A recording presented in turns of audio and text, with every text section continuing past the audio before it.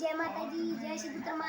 તો મારી મમ્મી હવે ખાવાનું બનાવી રહી એટલે ઊંઘી દેખો આ ઊંઘી। મમ્મી જય માતાજી બોલ દે। જય માતાજી। તો મારા પપ્પા નોકરીએ જાય આવી એટલે અમે જમવા બેસું તો આઈ ગઈ ફેર હોતા आई जे हमारे पप्पा देखो आई जे देखो हमार काड़ू टाटा कर दे हाय कर जे हाय बोल हाय गाइस बोल बा नहीं हाय गाइस